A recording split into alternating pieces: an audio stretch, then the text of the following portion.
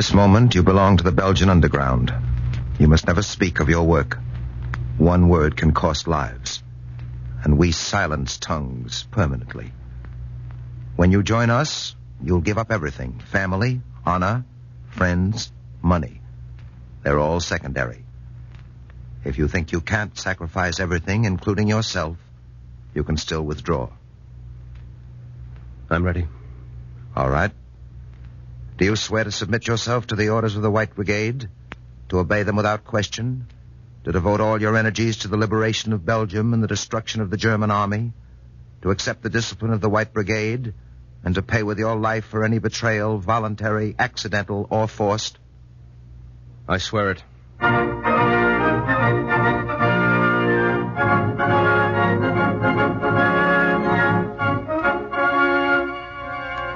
The National Broadcasting Company, in cooperation with the Council on Books in Wartime, presents another program of Words at War, which brings to radio important war books. Tonight we present The White Brigade, a radio play based on the recent book by Robert Goffin.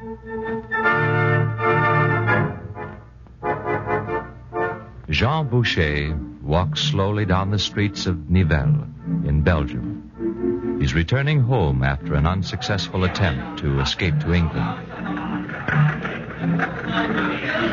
Only 18 days and Belgium has been overthrown, destroyed, and bled white. He walks aimlessly through the town. In the middle of what had been a square, German soldiers are taking pictures of their handiwork. Finally, unable to hold back any more from the dreaded moment when he may find that his wife and child are gone or dead, he...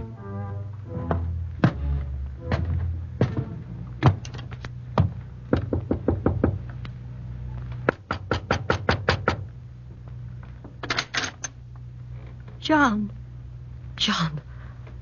Oh, John, my darling. Denise, the French police stopped me at the border. Daddy, kiss Sam, Daddy. Oh, Anne, little one. Oh, Denise. I've been so afraid, John. So afraid. I was afraid too, Denise. For you. I didn't know what I'd find here. Thank God. Yes, darling. Thank God. But what will happen now?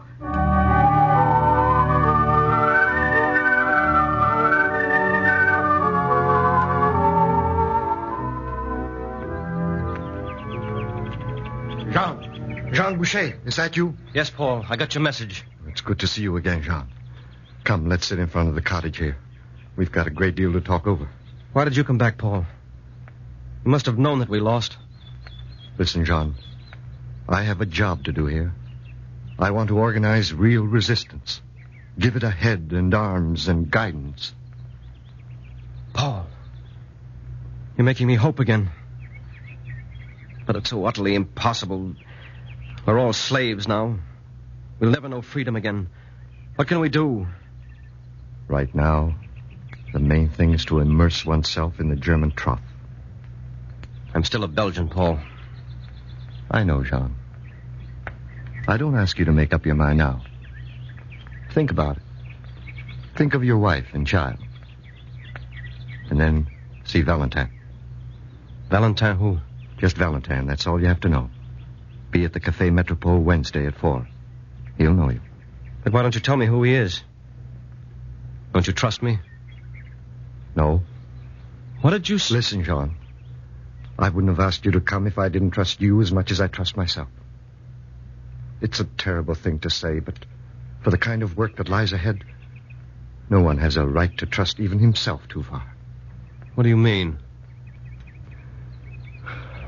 Let me explain. The Gestapo summoned me last month. I spent a whole day waiting to be questioned. In the next room, I could hear a Belgian being questioned and tortured. He wouldn't talk at all at first. Then I began to hear cries of pain and shouts of pleasure. I could clearly hear a whip cracking over the poor devil. It went on for hours, till he was shrieking without a let-up. Then suddenly there wasn't a sound. And I realized what had happened. What? He gave in. And I couldn't blame him. So you see, Jean, we can't even trust ourselves, let alone others. Yes, I see. You say his name is Valentin? At the Metropole. On Wednesday? That's right, Jean. I shall be there, Paul.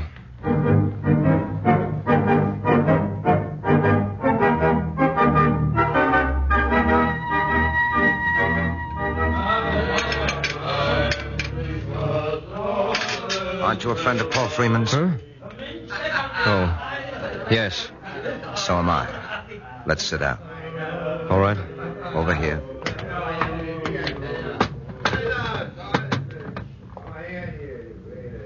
I'm Valentin. I'm Jean. We have several Jeans already. You live in the Rue Sans-Souci, don't you? Yes. Very well. You'll be Jean Souci. Shall we have some beer? All right. Waiter, 2 beers. Yes, sir. There's good news. Good news of what? The Fritzes have tried to invade England and failed. Ah, good. See that fat slob over there? 2 tables to the left? Watch him. He's Gestapo. He's one reason I wanted to see you. We need a little information about him. The hours he keeps, where he goes, who comes to see him. Right. You see, I'm not asking you for any heroics yet. That's all right. But how am I to get in touch with you? We want the news soon. You have till Sunday. Tell Paul whatever you found out by then. Is that all? For the moment. Now, let's drink our beer, shall we?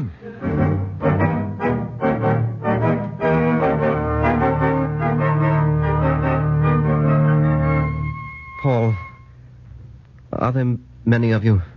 Many of whom? Underground people, like yourself. You mean the White Brigade? I don't know, but I think several hundred. How did you happen to call it the White Brigade? Simple.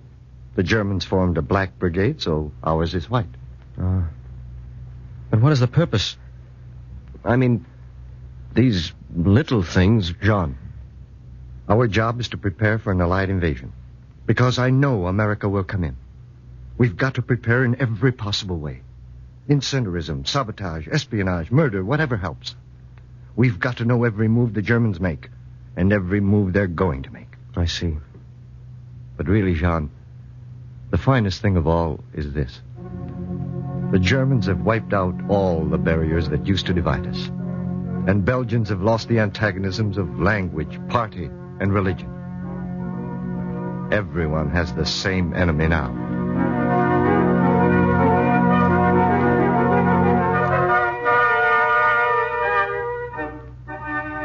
You see, my friends, we've got it figured out pretty well now. In order to get these English soldiers out of the country, we send a Belgian with each Englishman. A Belgian who fought and wants to join the English army. What if he stopped?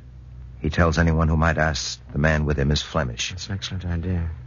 Now then, time for the BBC. Will you turn the radio on, Jean? Yes, of course. Keep it very low. You ready to take notes for the newspaper, Malibran? I've got everything right here.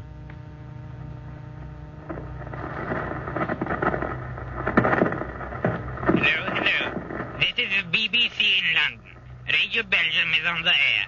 We are very fortunate tonight in having with us 2 Belgians who have just made a daring escape from the occupied country. That's Jean-Gilles. I wish I were with him. Dumas must be there, too. Under extraordinary... What happened? The radio. The fuse must have blown. Look, out this window. What? Down there at the doorway. German soldiers, we're in a trap. How do we get out of here? Take it easy, Jean. Take it easy. Don't lose your head. Anyone who has papers on him that might cause trouble, swallow them. Malibran, get rid of those notes. Right. Oh, yes, one thing more. Set the dial for the German station. What for? Are you going to do as I tell you? All right.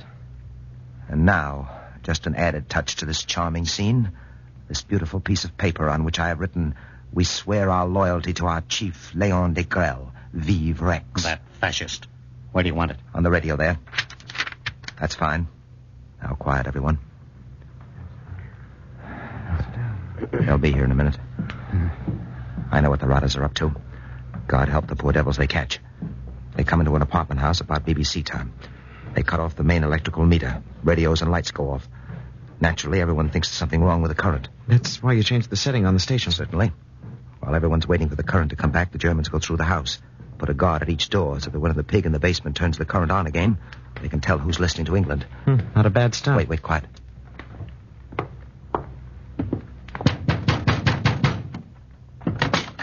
The lights are on. Hi, Hitler. Hi, Hitler. What's going on here?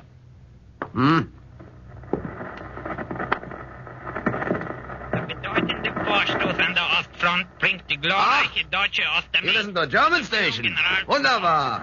vor den Toren Moskaus. Hey, what's the sign on the radio? Die bolschewistischen Streitkräfte unter der Macht des deutschen Heeres. Der Rex? Führer selbst. Sind Sie Rexisten? Natürlich. Das sind wir alle Freunde. Irgendwie sind wir alle Nazis. Heil Hitler! Everything's all right here. Heil Wir Hitler! unserem Führer danken.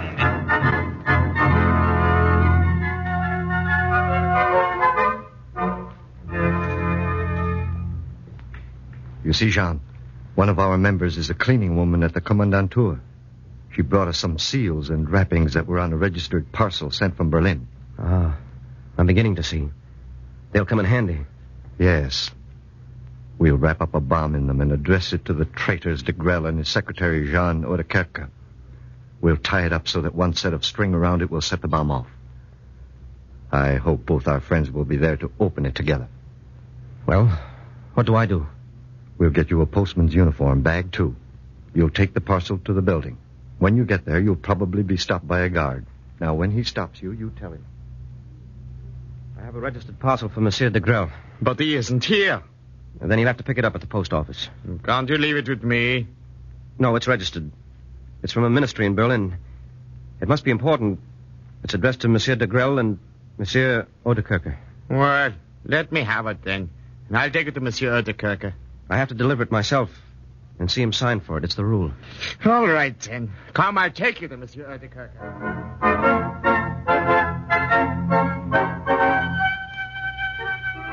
Monsieur Oudekerke? Yes, what is it? Registered parcel from Berlin, sir. Good, put it down here, will you? Would you mind signing, sir? Yes, give me the pencil. Thank you, sir. All right, now get out of here. I have work to do.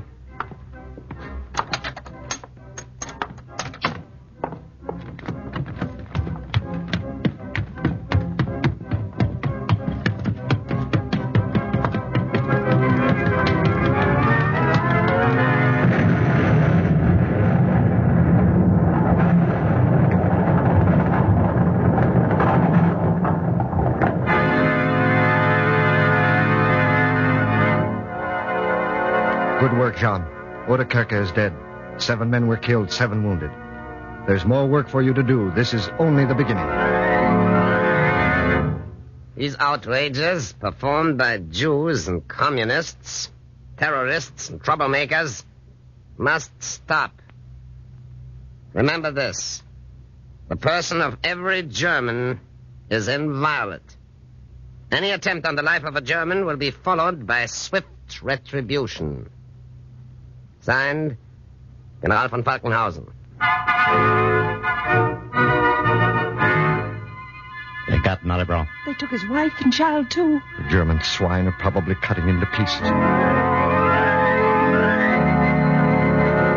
So you have nothing to say, you Belgian louse?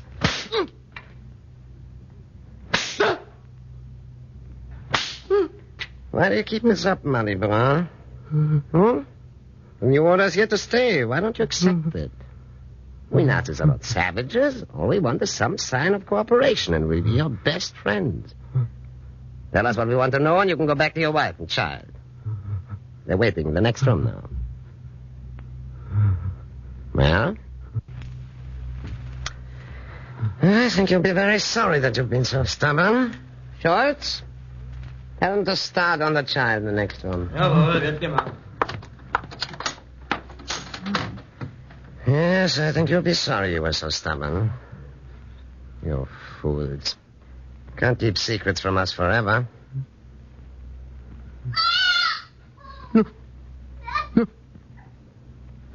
No, stop.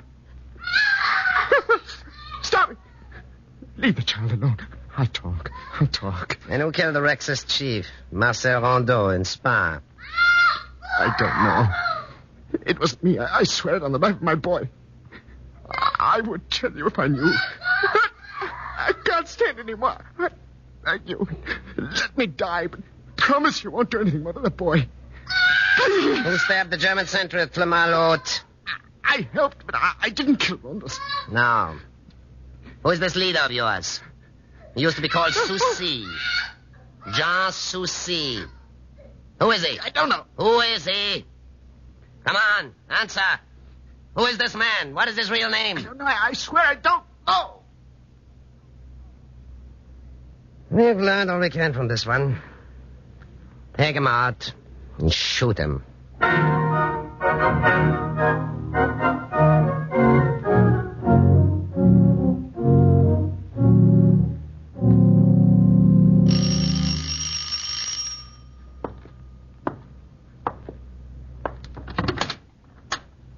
How do you do?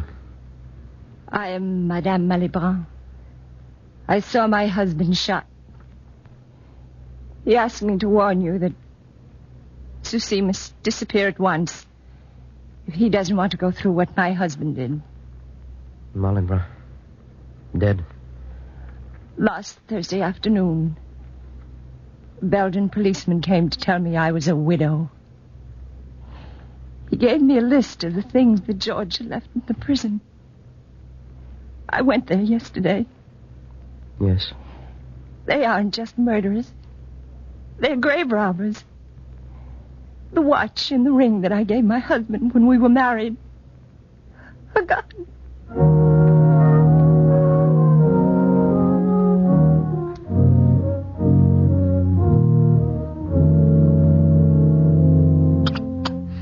Mother, it hurts.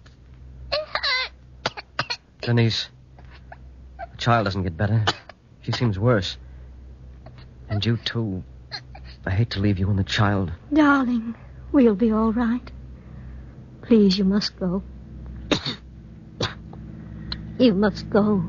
Yes, perhaps you're right. It's for Anne and children like her. Well, everything is set. I leave tomorrow morning. But, Denise, you must take care of yourself and the child. Don't worry. We'll have your extra ration card. John! John, the German police. The car. They've just pulled up in front of the house. Come away from the window, quick. I'll go up to the attic. I locked myself in with a duplicate key. You hide the other. Tell them I went away yesterday to look for food. If they don't get me, then when you're sure they're gone for good, knock on the door. And I'll know it's all right to come out. All right. But hurry.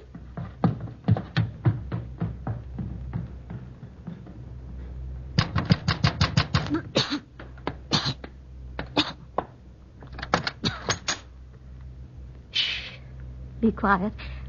My little girl's asleep. Where's your husband? He isn't here. Is he in the attic? Of course not. May I pick up the child? She's frightened. All right. Where's the key to the attic? Don't be frightened, darling. It's all right. Where is the key to the attic? The grocer next door has it. We let him use it. Oh, Mommy. Darling, stop crying. Be a brave little girl. I regret to say, madame, that I must arrest you. But my child... Your child will be sent to a German institution for the rearing of children. No. No, don't take her. Don't take the child. Don't compel me to use force, madame. But the child is ill. She needs me. Look at her. If you were a father... I am. But I am a German first. I do my duty. And so must you. What will you do with the child? She will have the finest care. If no charge is lodged against you, you will have her back in a few days. And if she is ill, as you say, she'll get the best treatment. We Germans love children. Here, give the child to me.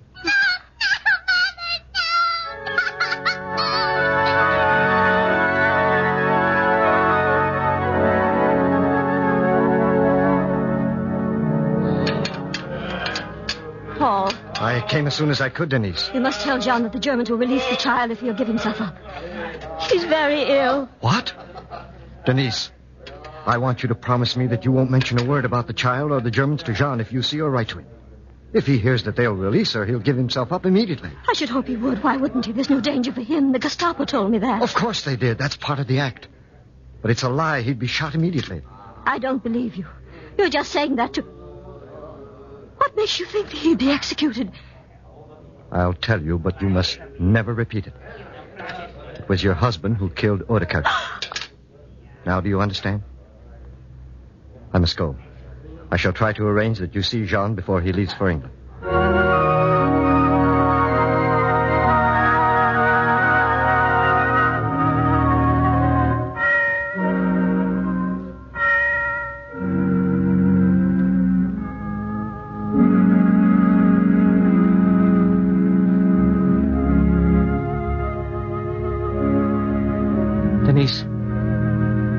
Denise, I'm here.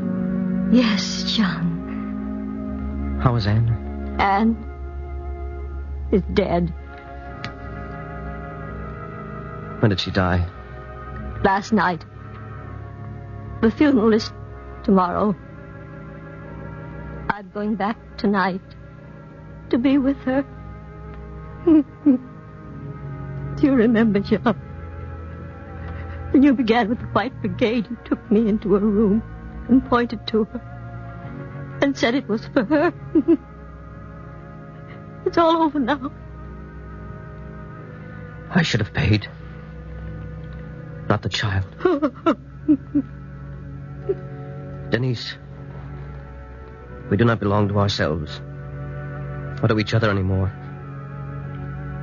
We have to sacrifice. We have no right to give up. We've lost our child. How many thousands of Jews have seen their children killed before their eyes in Poland? Don't you see? John, there's someone behind us. It's only I, Paul. It's time for Jean to go, Denise. Oh. Anne died last night, Paul. I'm sorry. Go, Jean. It's doing us no good to stay here. Please go. Let me go back to Anne. Denise, I leave for England tonight. I'm glad. Really, I'm glad.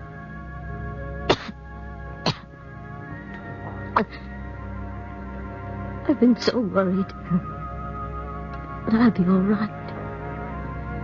I'll be waiting for your return. Come, John. We must go. Goodbye, my dearest. Be well when I come back.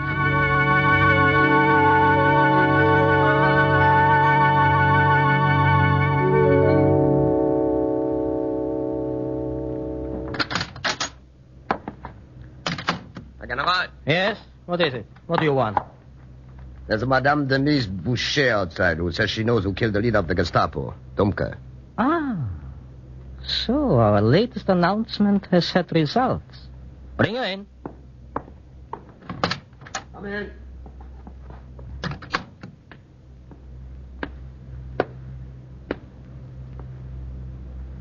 What do you know about the Domke affair? The name of the killer. What is it?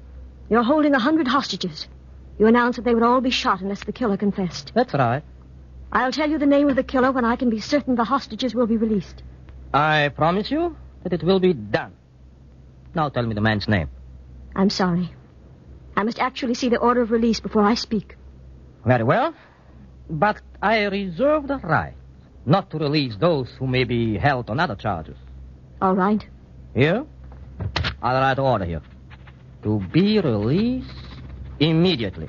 Signed, General von Meinenkroft. There, madame. I see. The German army is eternally grateful to you and shows its gratitude for your high understanding of your obligation to society. And now tell me, who killed Domke? I. You? Do you take me for a fool? I'll countermand the order and get the truth out of you. Don't excite yourself, sir. You have the truth. I've been in prison before and no one has ever been able to get more than the truth out of me. I hope you are aware that I've gone far beyond the bounds of generosity in this matter. Will you swear that you killed Hauptscharführer Domke? Yes. you realize you will get a death sentence for this. Yes. Well, be good enough to tell me how it was done. Sometime after 9 that night, I threw a bomb into the...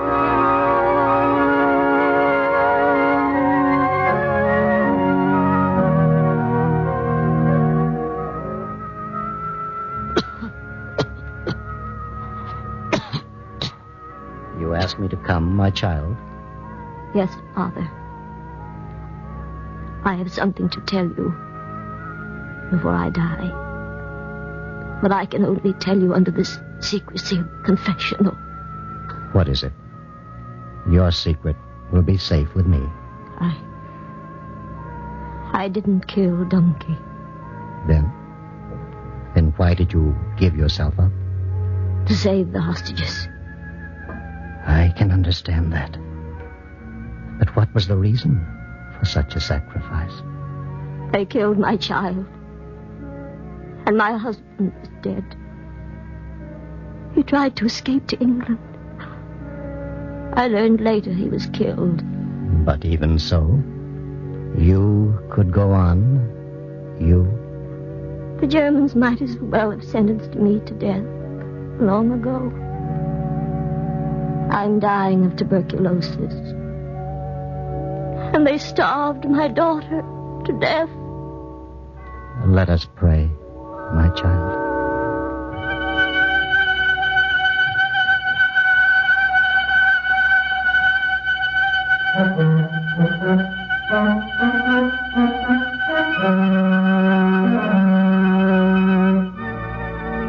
When you join the White Brigade, you give up everything. Family, honor, friends, money. They're all secondary. If you think you can't sacrifice everything, including yourself, to this work, you can still withdraw. I'm ready.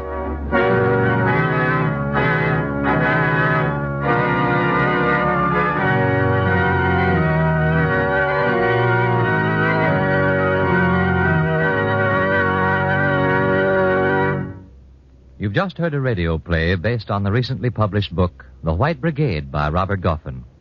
The book was adapted for radio by Ruth Brooks of the NBC script staff, and participating players were Abby Lewis, Margaret Foster, Dolores Gillen, Les Damon, Ned Weaver, Barry Kroger, Joseph Boland, Edward Cullen, Peter Capell, Herbert Leonard, and Theo Getz. The music was arranged and played by William Meader, and the entire production was under the direction of Anton M. Leader.